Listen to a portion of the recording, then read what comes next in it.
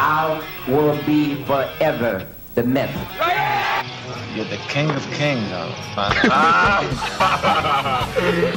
There's always a pecking order. The little packers never mess with the big packers. So I'm a rooster, and he's a chicken, so to speak.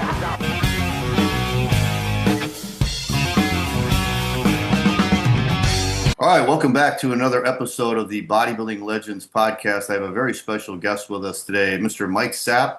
Mike was a trainer of Arnold way back in 1980 when Arnold was getting ready for the 1980 Mr. Olympia. He also spent a lot of time out in California training with a lot of other great celebrities out there. And now he's in Hawaii, Honolulu, and he owns a training fitness center out there. So, Mike, appreciate you coming on the show. Great to meet you. Nice meeting you. Go ahead. I thought we could just start with the very beginning. Like, how did you get into bodybuilding? What got you into it?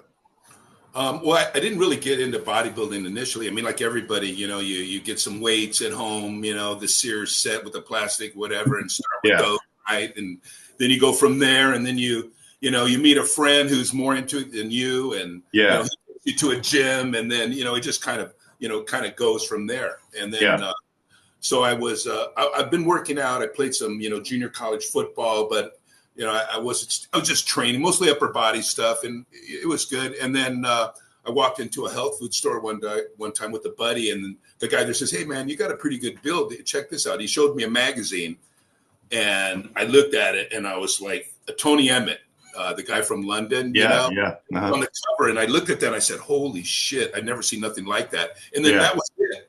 I mean, I was done. I mean, I'm at junior college, playing football, and I'm like writing down like all the bodybuilders' names that I can think of, and it was really, so the last day of football, that was it. I was out and going to do my thing.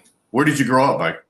I grew up in a town called San Dimas, which is about 45 minutes east of Los Angeles. Okay.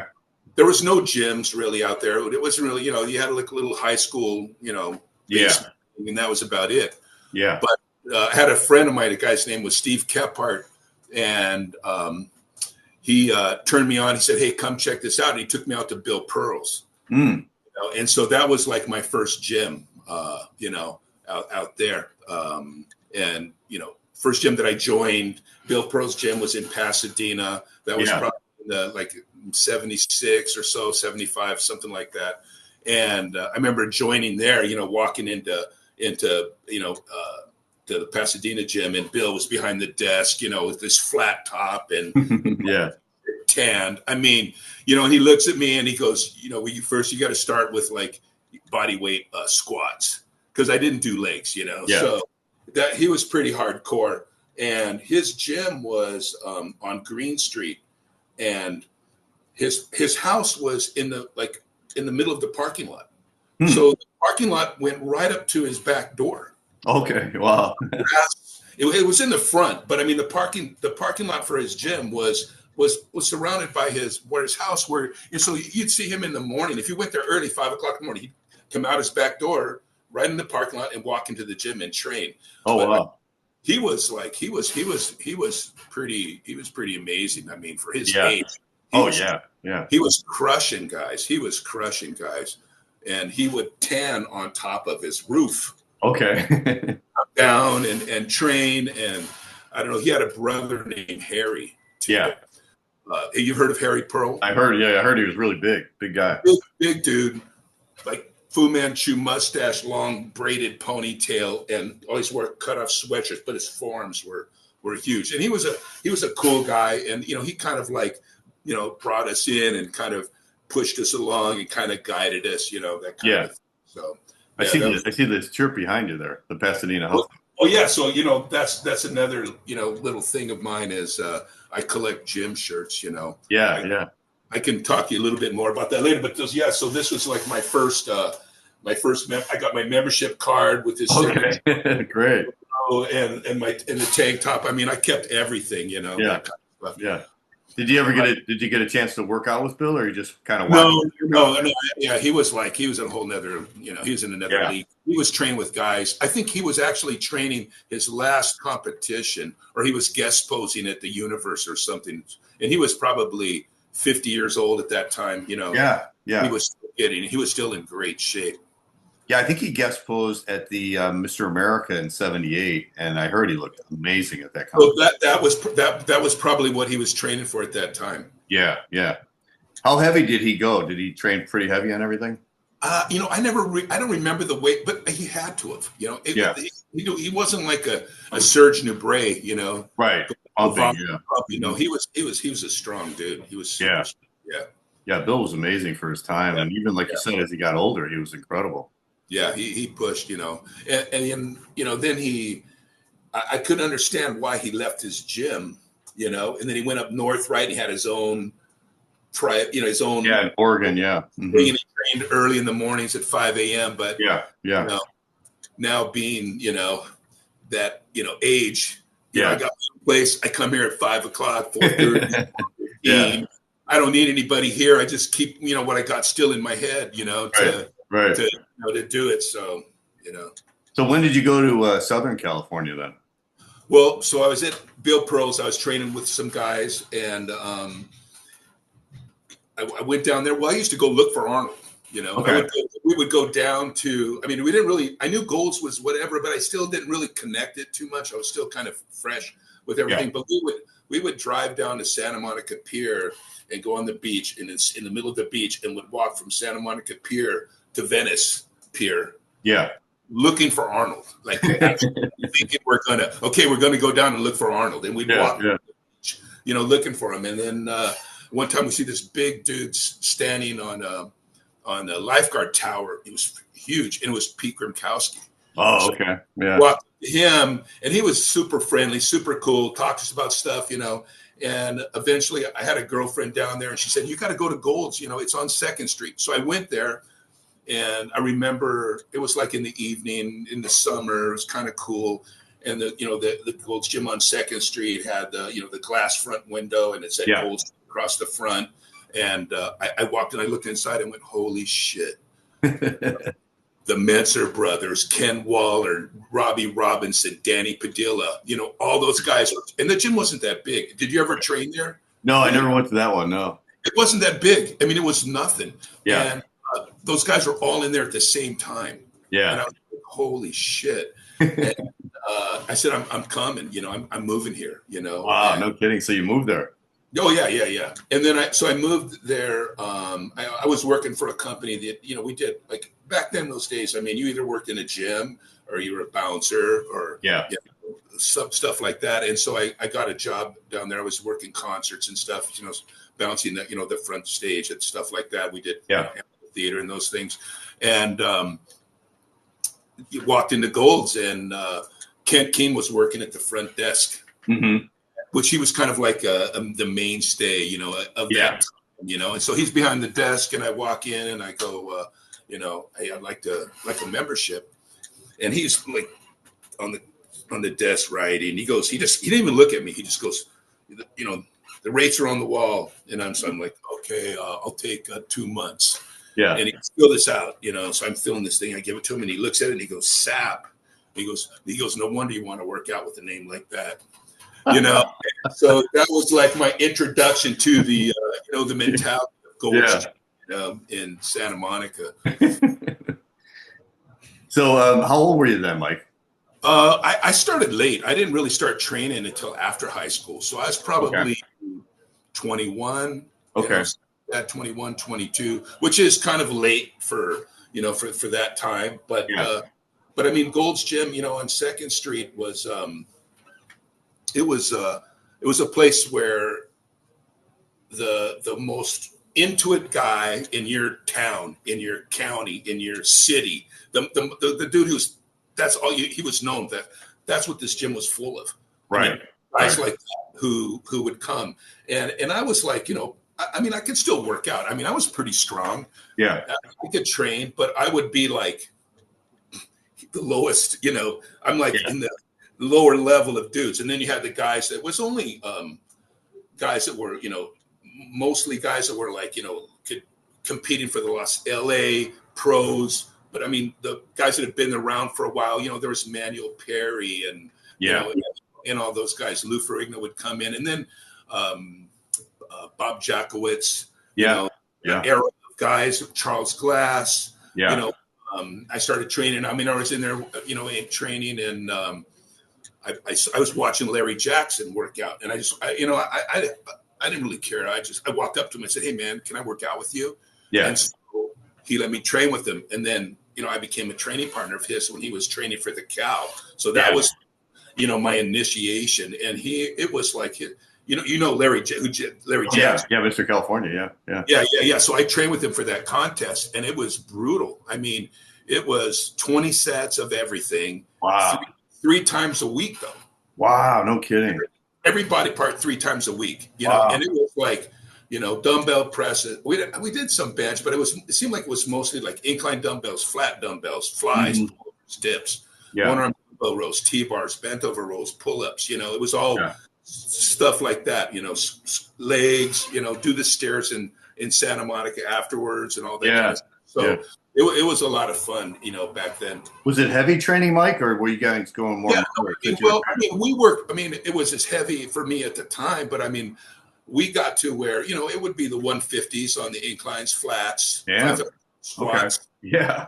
I mean, back training was like, back training 225 bent over rows would be like water. You could probably do it 20 times. Wow. Yeah. I mean, but I think I saw a video of you recently, like, what was it, like 100-pound dumbbells both at the same time? Yeah. Yeah. It's like recent too, right? Right. Yeah. Yeah. So I saw that. I was like, I kind of rethought my training a little bit. I'm all proud. I'm still doing the 90s, for multiple sets. And then I saw you doing the hundreds at the same time. I was like, okay, But everybody trained like that back then, right? Everybody's doing 20 sets and training 6 days a week. And that's what it was. Well, I mean, we kind of went back after I finished training with Larry and kind of was doing my own thing and trained with the Barbarians and whatnot. I mean, it went to twice a week, or kind of a thing. But it was, everybody trained, it was the same schedule. I think it was like Wednesday and Saturday were legs, Monday, Thursday was chest and back, Tuesday, Friday, shoulders and arms, and everyone trained that way. Right. So Saturdays, at Gold's Gym was like, was leg day at 4:00. And so your mentality was like, it's like you're going to a football game. Right. Not like, hey, I'm going to go work out. No, I mean, you go to war. Yeah. Right, you ate right. You went to the beach. You rested, and at 4:00 you went there, and it was like, it was on. And wow. There'd be 4 or 5 guys. Maybe we'd have 2 racks, but it was kind of the same guys. But that's so cool. Yeah. Yeah, late 70s. That had to be like the golden age of bodybuilding. All those guys there in one little gym. Yeah. It was lucky because Gold's Gym had like more of the new guys. You still had Ken Waller, Robbie Robinson, the Mensers, Casey Theater, Danny Padilla. You'd see those guys all trained in there, but there was also the World's Gym crew, which was a different crew. But Gold's Gym on 2nd Street was like, you'd be in there and I mean, you'd see this station wagon would pull up, rumbling up, and these dudes would get out, big guys, if it's in the wear their jackets on, it'd be like a Pennsylvania license plates, and everybody's like, we're here. We're here, yeah. Yeah, like, you going across the country. Rock or something, Yeah. And you do whatever you could do to make it, it was very difficult, for guys. Yeah.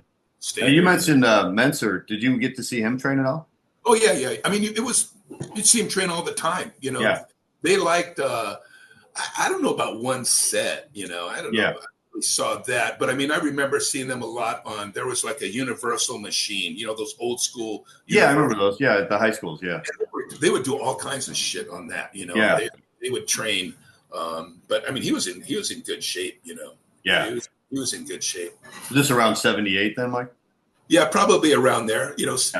In that era of time in the late 70s. Yeah. Who was one of the most impressive guys you saw there? I mean, you saw Robbie, you saw Danny, Mike Menser. Shoot, I mean, all those guys, all those guys were impressive. I mean, I watched Bill Pettis at the end of his walking off the street. I mean, he'd walking off the street and he would do a squat with 225, stand up and press it over his head. I mean, he was a freak of nature. But he's already kind of like, at the declining era of his thing. But I remember the Barbarian brothers, the first day they walked in the gym, we're in there training, and all of a sudden you see these two guys, twins, come walking in, and they got these, these big baggy shirts. They have like painter's pants tucked into like Buccaneer boots. Yeah. And then they just kind of took over the scene, at that time. How did the gym react to them? Because were they like slapping each other and stuff and training like crazy? And that kind of stuff was kind of, I mean, you couldn't do it all the time because then it didn't affect you, it had to be kind of spread, but that kind of stuff went on all the time. And that was kind of like, I remember watching David do a 500-pound reverse bench with his brother who had on a combat boot kind of things. Mm-hmm. And he had his boot on his face like this. And he's like leaning on it. And it's like his brother just went crazy. And he just, oh my God, with this boot on his face, That kind of stuff was, cracking, that kind of stuff was pretty normal. I mean, you could just but it was a lot of fun training with those guys. I mean, those guys were like my brothers. I saw a picture of you with them. So you got to train with them, huh? Oh, I mean, we did lots of stuff. We hung out, we did, things, but we trained with, that was the group. I mean, it wasn't like a lot of guys. It was a very small, small community. I mean, that's what made it special though, right?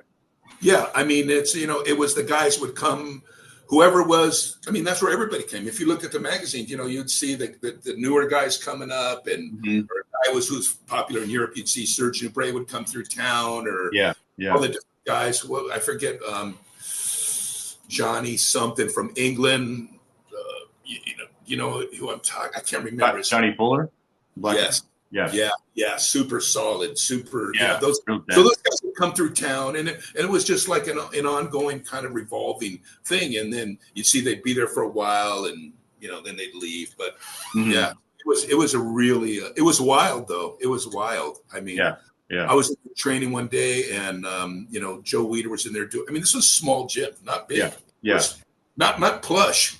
It was all the equipment from the original Gold's Gym that had been put in there. And I think they were doing a photo shoot. I can't remember who Joe was doing a photo shoot with, but Pete Gromkowski came in and he was pissed. And he goes, "Where's my effing ads? Where's my effing ads?" Like his, supposed to get some in the magazine. He grabbed Joe, and I was in the little locker room, but it didn't even have a roof. And he had Joe standing there, and he put his fist through the wall, the drywall right next to Joe's head. Holy shit. And Joe's there with his tie and his suit, and he just kind of like whatever, and they went back out and just finished the shoot. And that was probably happened all the time to Weider. I don't know about that, but I mean, I witnessed that with my eyes. I saw it. Yeah. But he was, other than that, Pete was a pretty cool guy, Yeah. What was it like to hang out with the Barbarians? Like, and socially, The Barbarians, I mean, we did lots of, I mean, we were, we did all kinds of stuff. I mean, they'd go with me, to my brother's football game, and we hung out, and it was wild. Those guys were, I mean, I remember there was a time when they covered all the mirrors in their apartment for a year. They didn't want to look at themselves. They never took their shirts off. They wanted to know, like, here's this, unveiling of, but I never saw them with their shirt off. Yeah. Never. I never did. They'd wear tank tops sometimes and stuff, but they were super strong. It was a lot of fun with those guys. I mean, it was pretty wild stuff. Awesome. Did you get to go to any of the shows around there at the time, Mike? Like I mean, I went to California, when Larry was there, when he beat Gary Leonard, I went up to that show. I mean, there wasn't really a lot of shows in LA, I think there might have been a pro show at some point in time. I don't think once in a while, I've gone to that. But I mean, we'd go to the LA, and things like that. I competed in the LA. I was more of a training partner than I was a better training partner than I was a bodybuilder. Yeah, yeah. So I competed in the 80 LA. I think Bob Paris won that year. Okay. But I think he was a light heavyweight. I don't even think he was a heavyweight at that time. Yeah, I think he started as a light heavyweight. Yeah, you're right. Yeah. Right. So Gold's Gym then. It was great. I mean, as far as like the craziness, I know, remember one time we were doing chess with the Barbarians, and after a while the slapping thing doesn't really work as much because it, but just spontaneously, I'm training with those guys and we're there, and I had a cup of coffee and I'm looking at Dave, and when he looks at me, you have those kind of guys, you can look at your training partner, and I can still get goosebumps, pretty bad, right? Yeah. And I'm looking at him. And I took a bite out of my styrofoam cup of coffee and I just poured it over my head. And his eyes just went like, and he just like, you couldn't do that at World Gym though. Yeah. Couldn't do that at World Gym. How did you eventually go to Worlds and then meet Arnold? Well, so I was working, I got a job at this place called, it was the Sports Connection.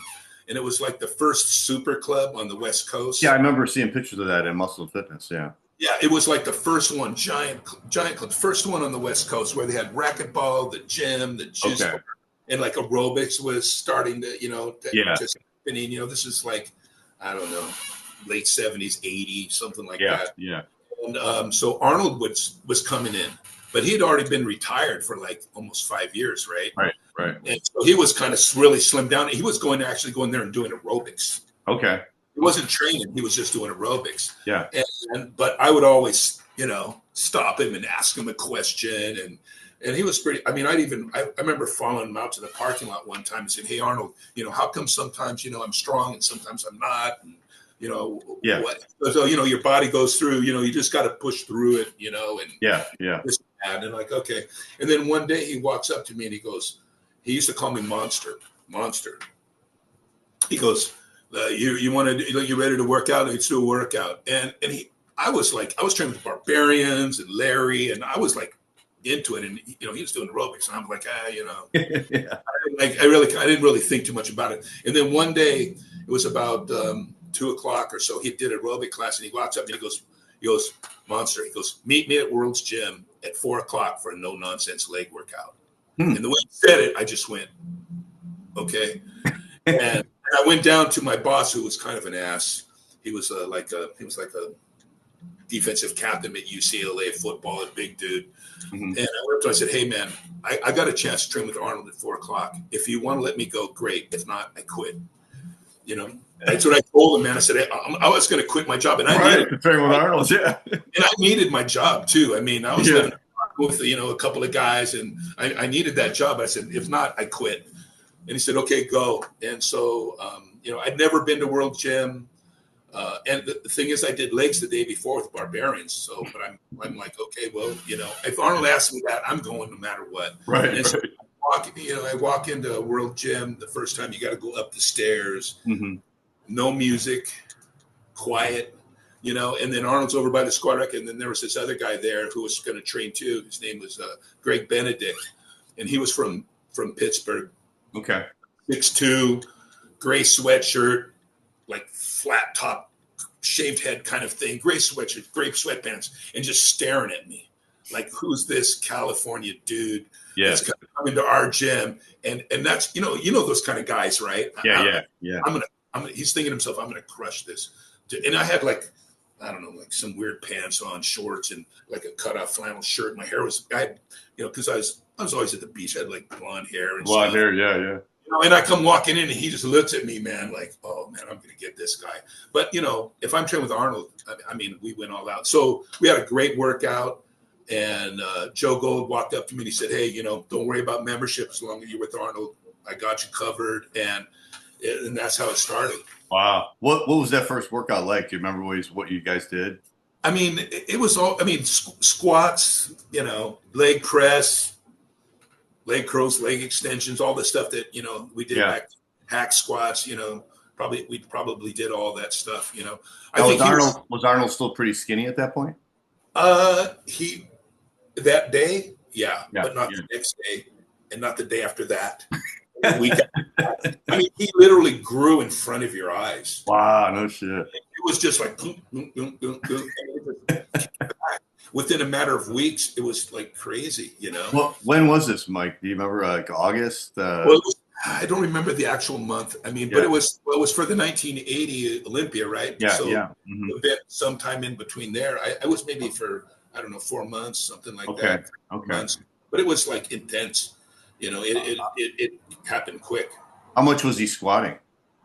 I don't remember the squats. I don't think this, you know, initially, I don't remember like super heavy legs squats. Yeah. I don't remember the weights on that. I can't remember, Okay. but I mean, he got his legs up. I mean, I know at the end he was having some knee problems, so you know we had to like kind of adjust, to meet that.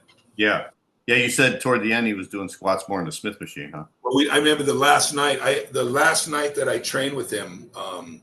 He said it was at night, and we went there, and he was getting ready to go to Australia, and we worked out, and that's how I had that one picture with that was a great picture. Yeah, squats, but I mean training with him, so it would be sometimes he would train with Arnold.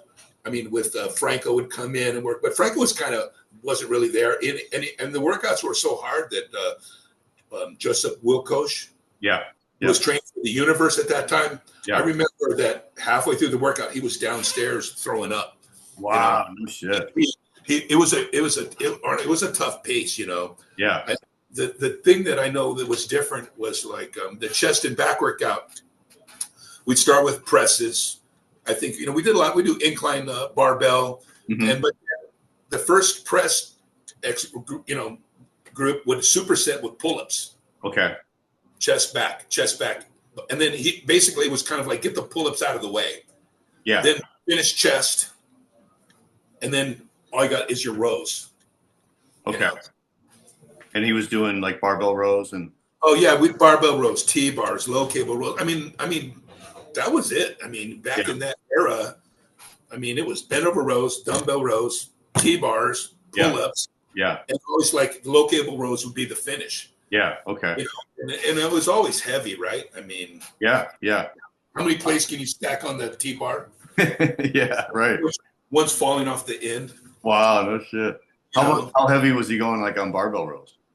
I don't think we weren't going like maybe 225, maybe a little bit more, I mean, but his body and the tempo, I mean, I don't think that he started off with the intention of competing because I didn't even know. We never talked about it. I didn't know. Yeah, that's what you said. You didn't know he was going to compete. We were training for Conan. I mean, he had, he said, hey, let's go to lunch. And he took me we went to eat lunch at, in Marina Del Rey. And he started telling me about the movie. And he had to get this part, which was great for me because, when I was a teenager, I read that whole series of Conan books. Yeah, me too. Yeah. You did too, right? I mean, I think that's that's what everybody did, Right, exactly.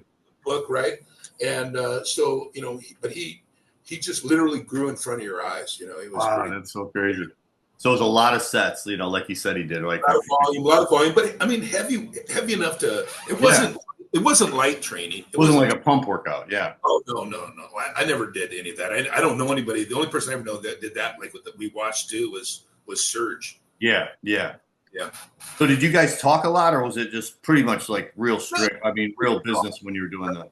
Talk, joke around. There was always a lot of joking around, a lot of meals, with the guys. They had to do this thing. They're sitting at the table, and they're stirring the coffee with the spoon, and then put it underneath the guy's arm, and shit like that. I mean, it was go and eat big meals. It was a lot of fun. It was pretty wild. Yeah. So I'm sure you asked him, why you training so hard, because he was off for like 5 years and stuff. Well, Conan. He was training. He was training for the movie. Yeah. And then I guess he got in such good shape that he I mean this the story, right? He got there and tells the guys, "Oh, I'm injured. By the way, I'm injured." He was just going there to be a commentator, I think, at the time. Yeah. But there was a guy that used to work at Gold's Gym, the original Gold's. Name was Brian Abity, and he used to work the front desk, and he was training at the Sports Clinic too. And he says, if Arnold starts doing side, I told Arnold the story. He started laughing. Because I had breakfast with him like a few weeks ago. Oh, really? Yeah, and then Brian said, if he starts doing side lat, for the rear delt on the ab bench, laying on this side, with this thing here, if he starts doing that, he's entering. And we started doing those towards the end. Okay. But I didn't think nothing about it. I trained with him the night before he left. I had no idea, no clue that he was entering. Yeah, that contest, 1980 Olympia, it's now 45 years old, and it's still talked about like so much. It's the most controversial in Mr. Olympia, and there's all these theories that, Arnold knew he was going to do it, and he did it for Paul Graham so they could, he was doing Paul a favor so Paul could make this Pumping Iron 2 kind of movie. And there's all these different theories. And Arnold himself, I know I've read interviews with him, he said that he did it, he was training for Conan because they told him he needed to be in shape. And that's why, and then at the last minute, like you said, he just decided he wanted to do the contest. Well, I'm sure there was a couple people that knew. Yeah. I'm sure there was a very small group, but yeah. I didn't know anything about it. I flipped out when I heard, Yeah. That's wild. Yeah, that had to be such a, how did you feel? Growing up, looking at Arnold in the magazines, and now you're actually training with him. Not only looking at it, but I think, it's a process when you kind of get into it, certain things trigger things that kind of push you down that path. I know one Christmas, before I'd gone to Gold's, before I went to Bill Pearl's, my mom got me this book, Education of a Bodybuilder, the little, and then that was like, the Bible of training, right? Yeah. Okay, this is what I remember going to a wipe, taking a book, sending it out, dumbbell flies, Yeah. And then copy it, right? And then, okay, Arnold trained so hard when he did legs that he fell off his bicycle. Right. That's how hard you got to train. All right, man. Yeah. It's not to a certain point. It's beyond. And okay, so you eat cottage cheese and you put a can of tuna fish on top of that. Right. And, I'm sure he did the same thing. Yeah. Oh, yeah, for sure. I was a huge Arnold fan. Yeah, he was my idol. When I was 14. Yeah. Right. So when you have a chance to train with him, and you're doing curls in the gym, and he says, okay, when my arm goes up, you curl. Go 1, and he'd count in German. And they're just. Yeah. Every workout is everything you got. Yeah. It had to be so motivating. Just training with him. And then. I think there was a contest in LA around that time, and I remember this one day that people had come and to train at the gym, visitors, guys buying daily passes, and guys were lined up inside the gym just watching, So, wow. But Joe Gold, he ran a completely different kind of ship. Mm-hmm. He had money in his pocket.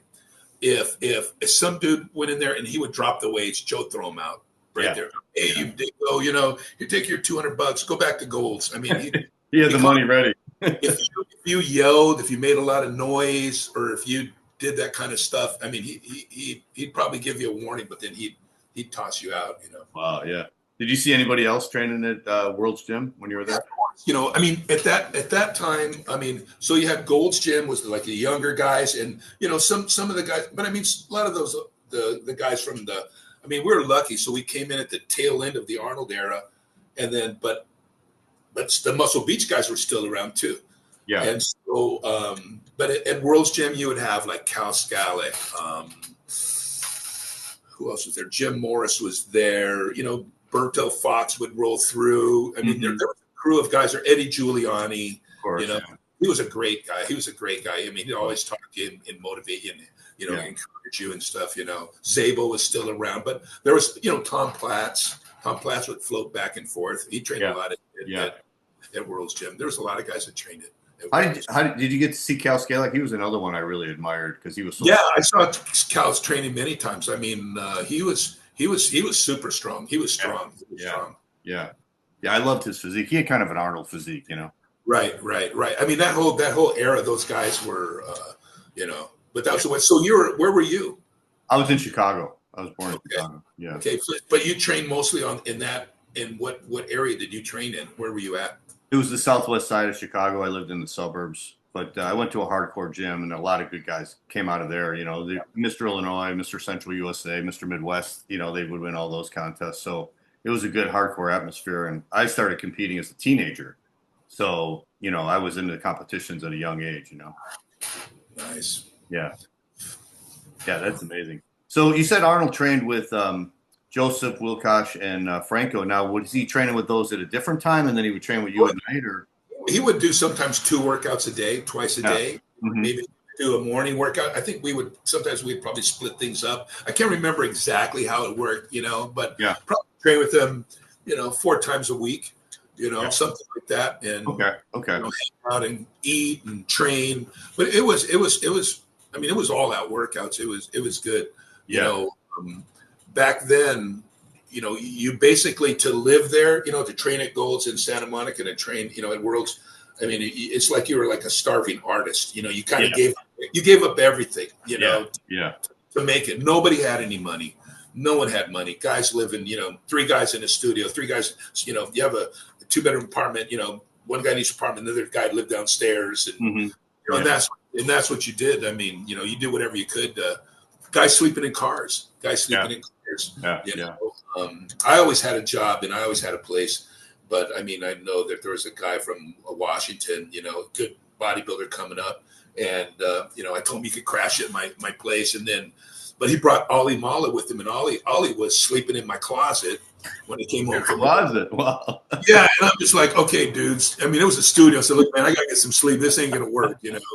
I mean, no extra bedrooms in that place. That's how hard it was. I mean, and even though I lived maybe 45 minutes away, I barely made it home for holidays. You know, you stayed in this one area, and everything was there. You never left. I mean, there was Lincoln Boulevard, which is like kind of the main road that runs, parallel with the beach, which was maybe 15 blocks up. I never even probably went past that. You just stayed in this one place. You know, there was the smorgasbords that you would eat at. You know, everybody knew where the smorgasbords were. You know, there's a place called Germans, which was, you know, it's in Pumping Iron. So Germans was there, and you know, you'd go eat, because you wanted to absorb as much of it as you could. And go in there and you see Robbie Robinson eating an omelet, you know, and and this and that, and you know, the buffets. You know, you couldn't wear your Gold's Gym shirt in, because if you walked in with a Gold's Gym shirt on, the lady would come and take the tray of chicken away. And really? How come? Because the guys would go in there and eat, like, you know. 15 minutes. I see. Okay, yeah. Whatever. But it was a great, you know, atmosphere back then. Yeah. That had to be like one of the best times of your life back then. Oh, it is for sure. I mean, I mean, my gym, I got all kinds. I collect the photos and stuff. I've got like a lot of old pictures and stuff. I got the Pumping Iron, you know, things in that. And then I collect gym shirts, you know. Yeah. Some people might think like, what? But to me, you know, I think I can, you know, honestly say, I think I have the #1 gym shirt collection in the world. Yeah. You had the Macaulay health. Yeah. So I've got that. I mean, I'm kind of joking, but I mean, you know, some people might not think, but I mean, I've been collecting my shirts since I started. So like almost 50 years, right? Yeah. So, you know, I've got my Bill Pearl's shirt, but I have about 100. I have about 100 shirts. Wow, no kidding. That's so I snap them up and get them, you know. So I've got like, I'll show you. So like, this is the World's Gym. Yeah. Venice, World Gym Venice, which was you know, this is the second gym, the big one. Okay. He moved down the street from Santa Monica to Venice, and then this is Santa Monica, right? So this is from the Gold's Gym 2nd Street. Yeah, that's the one you were going to. Yeah, right. So Gold's Gym 2nd, and these are hard. I mean, the Gold's Gym 2nd Street, you know, it's very rare. I've only maybe about half a dozen of those. Those are really hard to come by. Yeah, it looks brand new, Mike. Yeah. So it's pretty good shape. And then I just grabbed these from the top, and then this is the World Gym Santa Monica. Monica, but then on the gorilla on the back shows the back of the gorilla. Oh yeah. Okay. We got that. I got a Bill Pearl's Oh yeah, I remember that one. Red, white, and blue. Yeah. Uh-huh. Right. There's like a photo with him and Jim Morris and those guys together. Yeah, they all had the shirts on. Jim Morris was a super cool guy. Yeah, I heard that. I heard he was super nice. Yeah, shaped like all the way to the end. Yeah. Big guy too. 70. I mean, I'm like, he was in shape. Well, he was Elton John's bodyguard. I remember that. Yeah. And then I was looking at that picture you sent me, that group shot in front of World's Gym, and he was big. He was like one of the biggest guys in the photo. Yeah, and he had a gym in Hollywood too, right? Uh-huh. Yeah, Jim Morris, a gym in Hollywood. Okay, so I'll tell you another. So I was lucky to be there at the tail end of the Muscle Beach guys, and and so here, there's always Vince's gym out in the valley. So I said I gotta go to Vince's gym at least. Because I heard it might be closing. It was, it was towards the end. It was this is probably in the late 70s too. So I made the drive over there with my brother and go in there. And that place was like, holy shit. I mean, it was just wooden benches, wooden dumbbell racks, the lighting, the stuff hanging, all the old pictures, and whatnot. And then Vince was in there and, I walk in, hey, I want to, train for the day. And he didn't really say anything to me. Just, whatever. He's just sitting back there behind his desk. So we're working out and I'm doing arms. And then all of a sudden out of nowhere, I feel this hand grab me by my back of my shoulders and push me into the bench. He goes, keep your chest against the pad. You're going to tear your biceps. And it was Vince, and I was like, he just came out, grabbed me, barked at me, And, but to me, I took that as a compliment, that he's trying to help you out. He's just checking us out to see, if we're like, goofs or, but I mean, we were working out, and so I took that compliment that he would take the time. So yeah, that's awesome. Yeah. So I got my shirt from Vince's gym. Okay, cool. Wow. That's a good one. So yeah, I mean, you're not going to see these. No, I don't think I've ever seen a Vince's gym shirt before. But then, so one of my the cap or whatever, one of my best ones is, so out of what has it been? I mean, I've been actively looking for shirts for about 25 years, but I've been doing it since, almost 50, 40 or whatever. But I've only come across it one time, and that's from the original Gold's Gym. So this is from this shirt from the original Gold's Gym. But when I had breakfast with Arnold, about 2 weeks ago, I brought it out and said, hey, man, I got this shirt, and so he signed it for me. So, that's the way. So I don't know what I'm going to do with all this stuff, but maybe I'll do like a coffee table book or something someday. You still stay in touch with Arnold? Huh? You guys said you just had breakfast with him.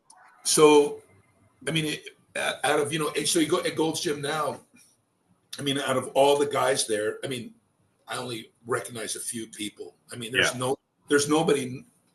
Everybody's kind of moved on and whatever, but which is kind of crazy. So, out of all the guys that have trained, from the 70s, the 80s, the 90s, all those bodybuilders and whatnot, Arnold is like one of the last guys that still comes there. Still there, yeah, right. In the morning on a certain, just by whatever, like in the, late mornings or whatever, you'll bump into him. So I kind of know when he's going to be there. So, anytime I go to town, I go, so my family still lives out there. I've been in Hawaii for, 35 years or whatever. Wow. Okay. Mm-hmm. Right. And, but I'll go. And so,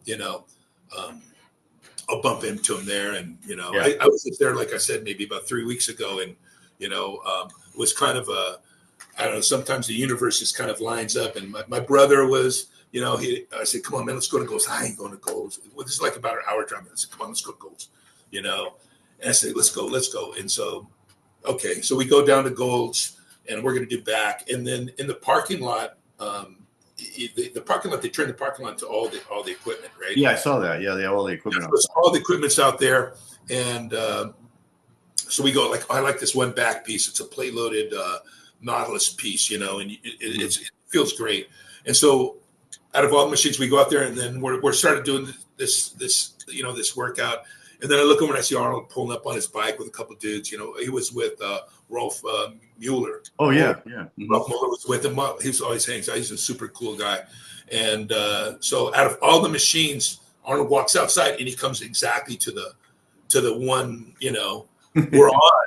And I see him and he kind of jokes around a little bit. I step aside and just swings in, and starts doing his workout, I mean. Yeah. And then, I was with my brother and my wife, and he goes, so what? Are we going to breakfast? And I go, oh, sure. I got my wife and my brother. He goes, I didn't ask you who you're with. I asked if we're going to breakfast. And so we went, and we spent about 2 hours, Wow, that's so awesome. There, and another guy, and he's talking about, just bodybuilding and the first time against Surge and whatnot. And it was super cool. He loves bodybuilding. I saw him in an interview recently with Theo Vaughn, and I was amazed. He's like bringing up the 1964 Mr. America when Vern Weaver won and he beat Sergio Oliva, and I'm like, how does he remember this stuff? I mean, most historians can't remember these dates, and Arnold remembers all these details. Yeah, that's what's really motivating. He still pushes, right? Yeah. All these guys are what is he, 77 or something like that? Yeah, 77. Yeah. Movies, TV shows. Yeah. His contest back in Ohio. Yeah. I went to the first one of those, but he's still pushing. So now, he motivated you, like in the beginning to get training, and now when people say, "Oh, when are you going to retire? When are you going to do this?" And now, well, wait a minute, look at frickin' Arnold. He did his book, did his documentary. The guy, and so he can still motivate you in a different way. Just to keep training. Yeah. Yeah, he's such an inspiration to so many people, and he knows that, and he tries to motivate all these people. Right. Yeah, and he's had the heart surgeries, so he just keeps going. It never stops him. He always keeps pushing. He just did that television series, Fubar. He's He's still pushing. But I have another guy I want to bring up though. Yeah. So Reg Park. Yeah, I saw you pairing with him too. Yeah. So Reg Park. As far as I'll go back just a little bit. With the training at Golds and being a bodybuilder back then, nobody had money. Everybody suffered. Mm-hmm. You guys could do what you could do to get there. But so I went to Hawaii. I had to get away for a while. I needed a break. So I went to Hawaii for a 1-year vacation, but turned into 5. And when I came back in '85, the guys who were living, multiple guys in a room and this and that, guy pulls up in like a little Mercedes. He's dressed nice. And I was working at a bar on Main Street called Merlin McFly's. And I'm like, what are you guys doing, man? What's going on? He goes, oh, we're doing personal training. I said, what's that? We train people for money. People pay to train them. I said, are you shitting me?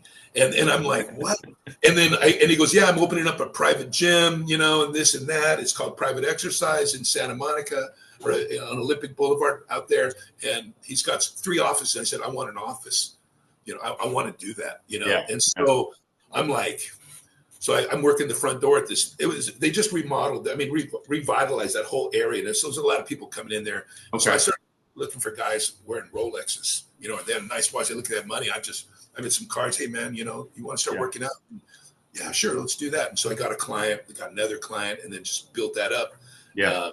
So in the offices there, the guy next to me, John Park, I met John. So John had an office next door to me. So we became good friends, work out, this gym was called Private Exercise, and it was like, Sean Penn, what's his name? The guys that do the movies.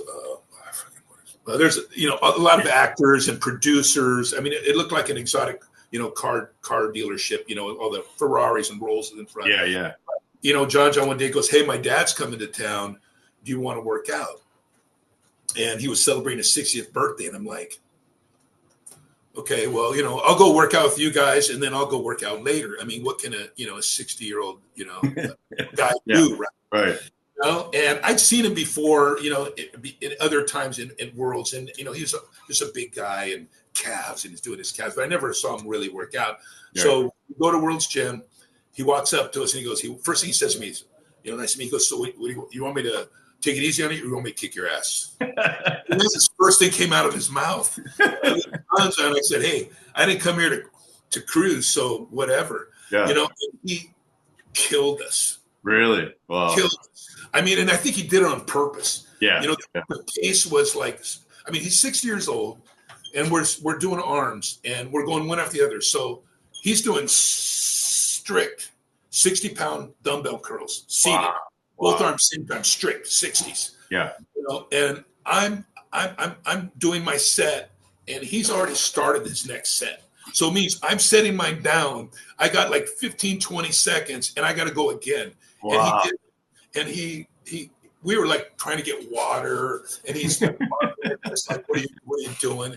And so that's and so I got to train with him quite a bit after that. He was, Reg was like a man among men. He was the man among men. Right. He walked into the gym, everybody, he got the respect. I mean, it was really phenomenal to be around that guy. Just his energy and the way he was. I remember we went to the Arnold's Classic, and the first one, and I went with all the Muscle Beach guys, Sabo, and all those guys were there. And Reg, not going to eat any food on the plane. No, that's okay. I'm going to wait till I get a fantastic meal from my wife, Marion. And I said, wow, he's got discipline. He's not going to eat any of the plane food. He's going to wait till he gets home and have the meal he wants. Right. He was an awesome dude. Wow, yeah. I met him briefly at the Arnold Classic too, and just seemed like such a gentleman, such a great guy. Yeah, for sure. Yeah, old school guys. Mm-hmm. So what did you guys train arms that day then when you trained with him? Well, we trained arms that day. Yeah, we trained arms that day. But I mean, I trained with him, many times, because like, me and his son were, we had an office, and he would come to the gym and train, and, I'd give him a ride back. He'd jump in the back of my truck and sit in the back and give him a ride home. And so another story kind of thing is, at the Arnold's Classic, the first one, we were there, and I got to meet Tony Novak. Mm-hmm. Yeah, you've heard of him, right? He was notorious, like a legend of like a partier, tough guy, throw people through, Oh, really? Yeah, I mean, he was a badass. Yeah. And I'm thinking to myself, and so I got to meet him, and we started partying, after the contest, we're at a bar, and we're getting ready to go to a club, and I think, okay.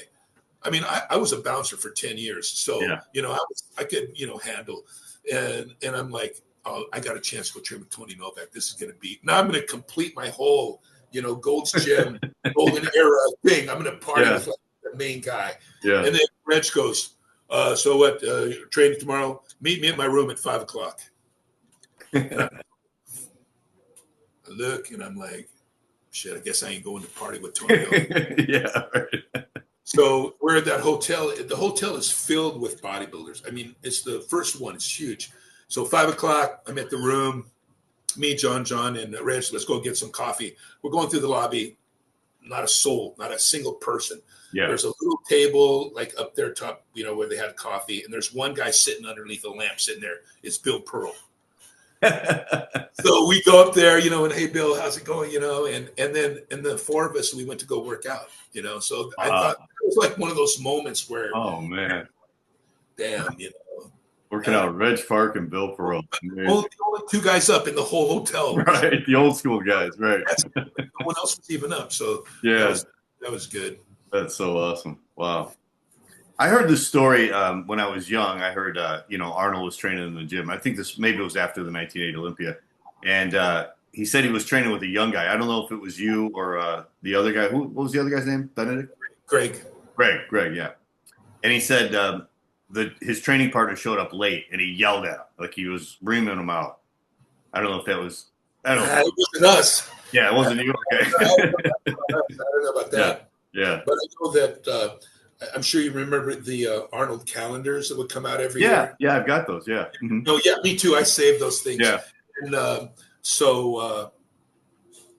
mean, every year, I mean, in the beginning, before I even trained with Arnold, you look at that and you see those pictures because there was no like media or anything, no social media. Magazines, if you can find it in a store somewhere. And so I'm going through the calendar after he won, and then all of a sudden it goes training partner.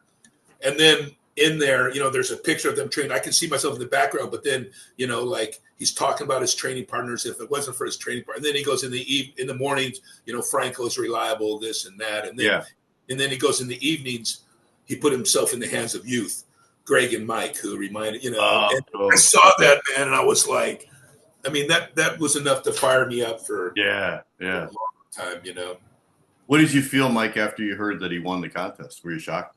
Oh, we couldn't. Fucking blown away. We couldn't believe it. Yeah.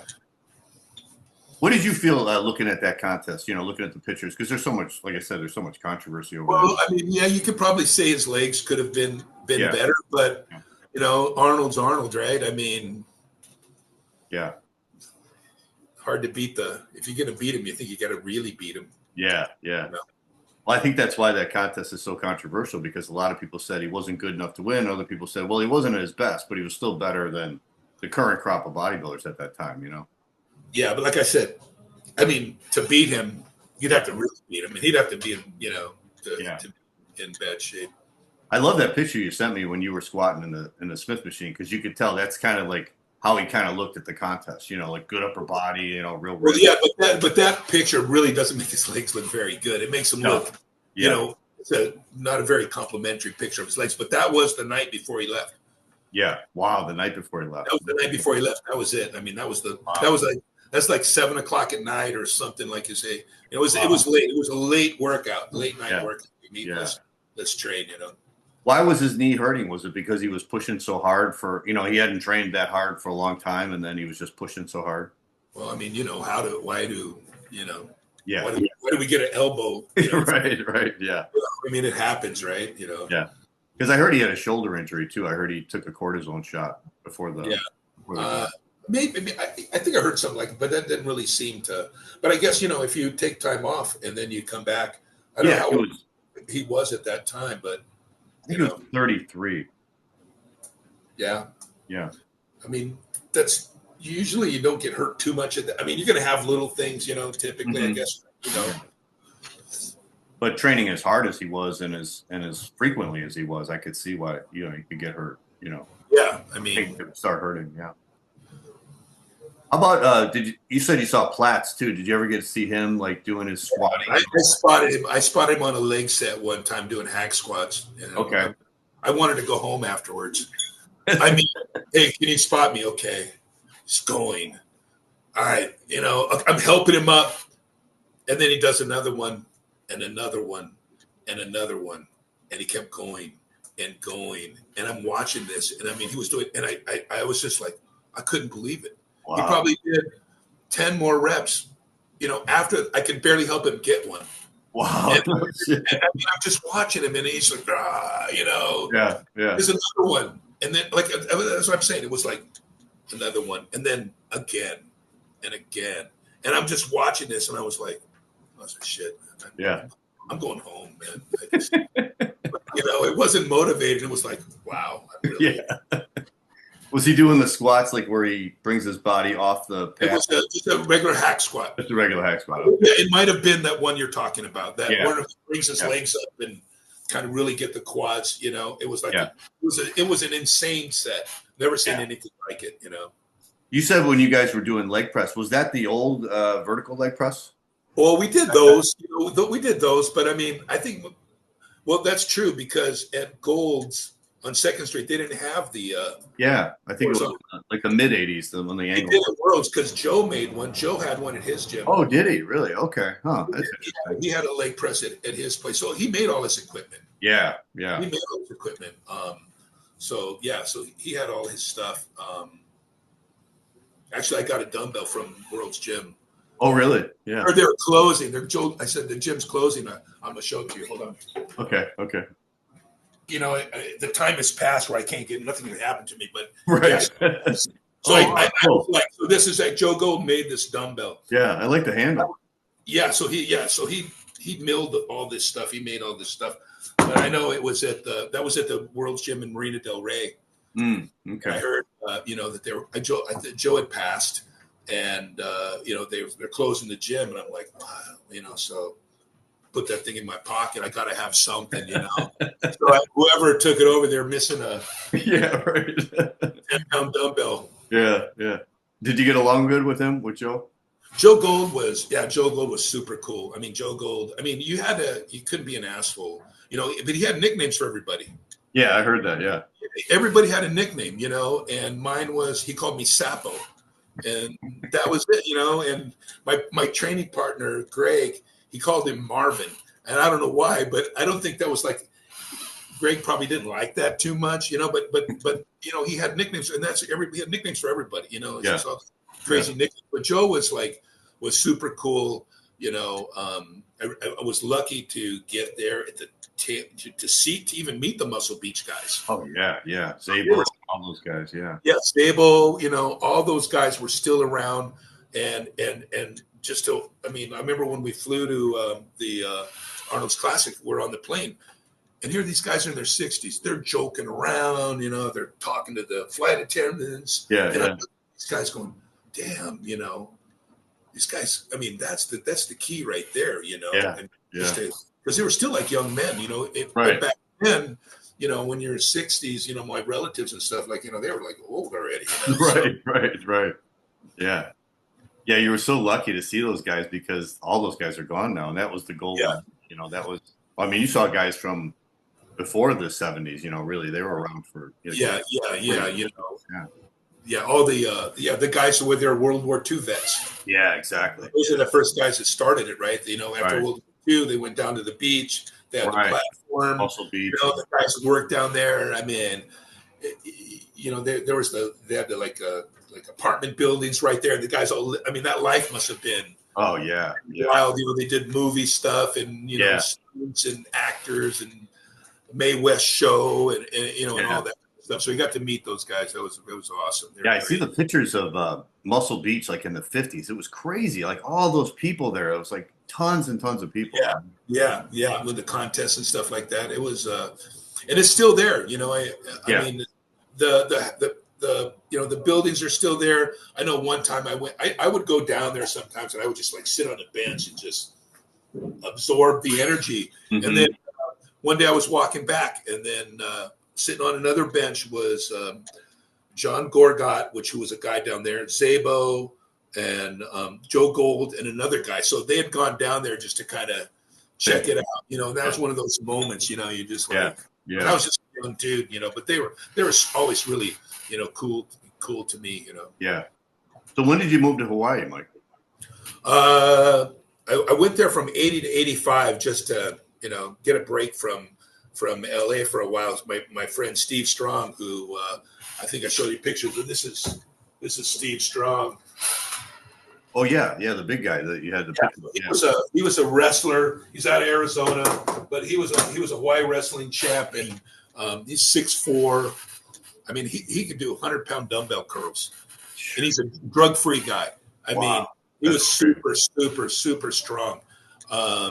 And he told me, yeah, you got to go to Hawaii, go check it out. So I went there for a year, but I stayed for 5. And then when I came back, you know, I started doing the personal training, but then I wanted to go back because Hawaii was pretty awesome. Yeah. And they needed a gym. So my goal was to open up a gym there. Right. So I went back in 89. One of my clients said, hey, I'll bankroll it. You work it. And so I said, let's go. And so we went and we started with, it was like about 8,900 square feet. I brought one guy with me, my partner and me, and let's do it. Dennis Tenorino made all the equipment. You know, they kind of copied. He had a guy that kind of mimicked World's Gym equipment. So we got that. We bought a few pieces of flex equipment and had a long dumbbell rack. I mean, my dumbbell rack was gigantic, you know. And I tried to make it, you know, like similar to I tried to bring Gold's Gym to Hawaii. Yeah. And, you know, but the reason why we made it is because before in Hawaii, you know, nobody paid for memberships, right? The bigger you were, you know, nobody paid, right? So I told all my friends, hey, man, everybody's got to pay. So, you know, we built it up. It was like 8,900 square feet. And, you know, we built it up to, you know, I ended up moving and we had like 20,000 square feet, like 5,000 members, you know. Wow. It became really, it became successful. And we brought in all kinds of equipment. We brought hammer strength in. We brought, you know, I just spent shitloads of money. Every money I just bought equipment, you know. And so we did well and sold that to Gold's and then ended up staying here. Okay. When you went on the 5-year vacation, what were you doing then for a living? Working at a club, you know. At a club? Okay. Working at a nightclub in Honolulu. Oh, a nightclub. Okay. Gotcha. Yeah, it was in Waikiki. Mm-hmm. So your personal studio now is that in Honolulu also? Yeah, it's in Honolulu. So we train business guys and, you know, stuff like that. We do corporate fitness and yeah, we're pretty busy. Yeah, my parents always go on vacation to Maui, so if I ever go back, I'll have to come by. And Yeah, for sure. If you swing into Honolulu, give me a call. Yeah, absolutely. Yeah, because I've never been to Honolulu. I always just go to Maui, just to visit them for like a week. Yeah, it's more action. It's a city, but there's the beach. I don't go to the beach too much anymore, but you end up getting to know a lot of people. It's pretty nice. Yeah. You still follow the bodybuilding scene now, Mike? Are you keeping? No, not really. No, I kind of fell out of that. When I was doing, I competed a couple of times in Honolulu, Mr. Hawaiian Islands. I did the LA. I did a Muscle Beach one. I think I did before that. But we do a little bit of stuff back then. Nothing crazy. Everyone kind of did the same thing. It was the same everything. But when I came back, I'm like, okay, I'm gonna get back into it. So I went and bought some stuff, and it was equipoise.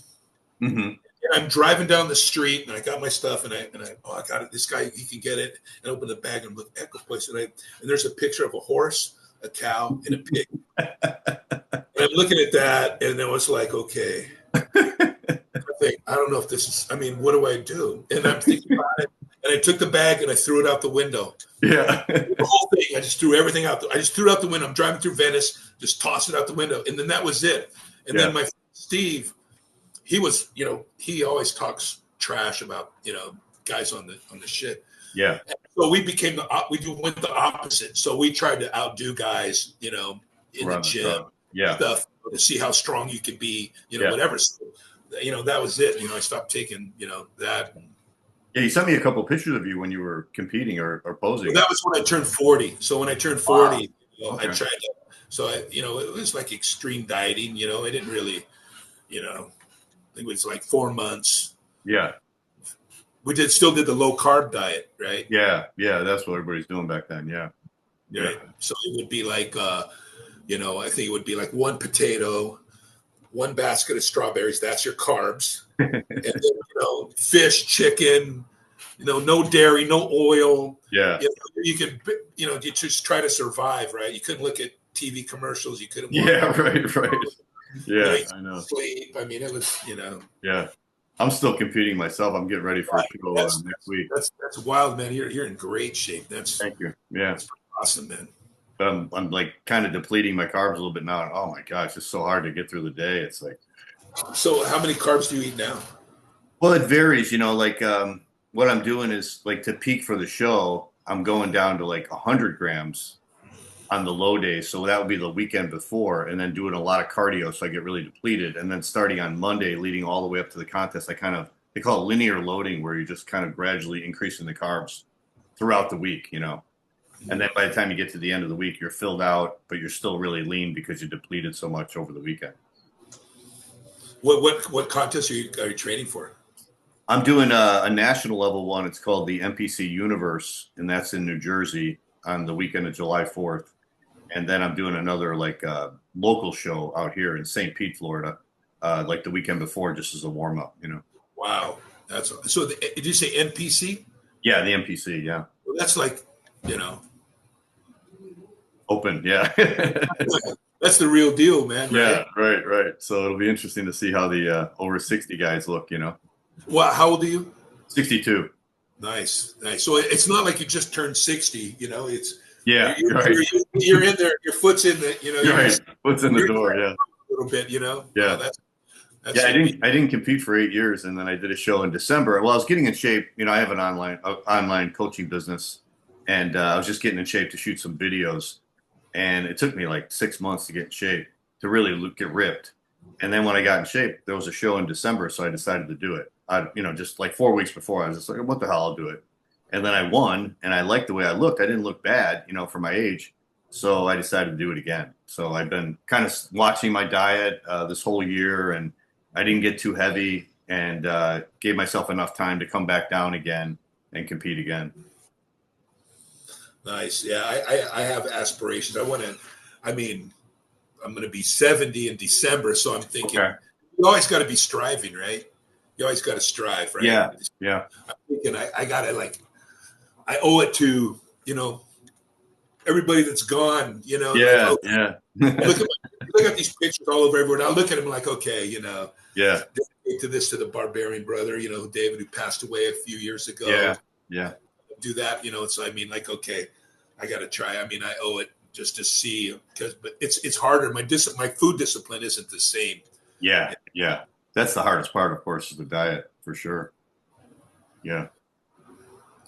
All right, Mike. Well, thanks for joining me on the show. I really appreciate it. I've been doing the show for about 8 years now, so I try to interview the old time guys, and man, I loved hearing your stories. And I knew your name from before when you trained with Arnold, so I really appreciate you taking the time out to talk Hey, about thank that. you, man. I really enjoyed it all, and good luck on your contest. I'll follow your show there. I was looking at some of the stuff, Jerry Brainham and Yeah. I've had Jerry on the show so many times. Yeah, that guy's he's a knowledgeable guy. He's got lots of treasure chest of stories and Absolutely. Yeah, I love having him on because he's got a bunch of stories, because he lived in California. Yeah. I know Jerry. Jerry's a super cool guy. Yeah. All right. Well. Okay, Mike. Well, it was great talking to you. And like I said, if I'm ever in Hawaii, I'll definitely come by and say hi. All right. We'll talk to you. See you. Okay. Take care, Mike. Bye.